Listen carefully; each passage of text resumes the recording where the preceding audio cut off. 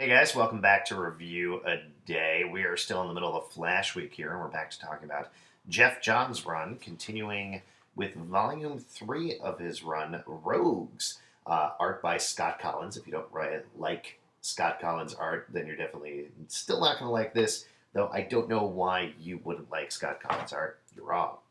Now, as the title of this volume implies, this is Geoff Johns starting to deal with the rogues and their backstory and really bring them back and rehabilitate them. For those of you that had been reading The Flash before that, the rogues had been marginalized. They had been made into laughable characters or good guys, gone back and forth. They are supposed to be Flash's villains, and there was really no basis for them. There was nothing set up for them. They were not his opposites in any way. So this is the beginning of John's rehabilitation for the characters. However, though, a lot of the volume is spent on newer villains, which is kind of interesting. There's a lot of setup in this volume. It's very much a continuation and a setup for what comes after this. There's a couple of great things in this volume. First of all, Gorilla Grodd. Gorilla Grodd, I think, is probably one of the silliest characters of all time. He's a giant telepathic gorilla, and for some reason we're supposed to be scared of him.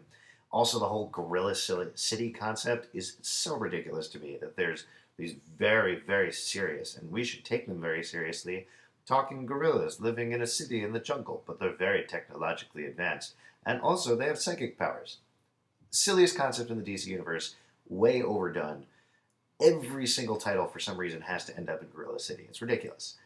That being said, what happens here for the first time is I really felt how scary Grodd is. And that's Geoff Johns' writing.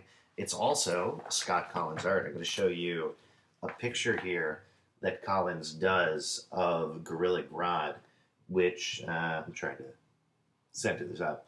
In any case, it's completely frightening. Completely, totally just Grodd looking back, blood dripping from his lips. That's frightening. It gets even worse in volumes after that, and we'll talk about it when we get to it. But really great treatment of the character. Another thing that's a really great treatment, this is the first time we see a rogue profile in the title, and it's for Captain Cold, who essentially is Flash's nemesis.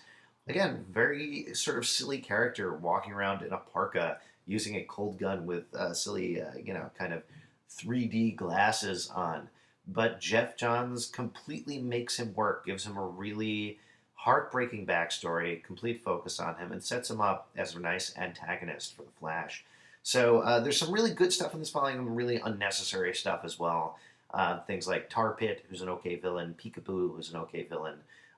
As a whole, it's a good continuing volume leading up to bigger stuff later with some really, really bright spots. So, as with the other ones, I definitely recommend picking it up. We'll be back tomorrow with the next Flash trade. I will see you guys then.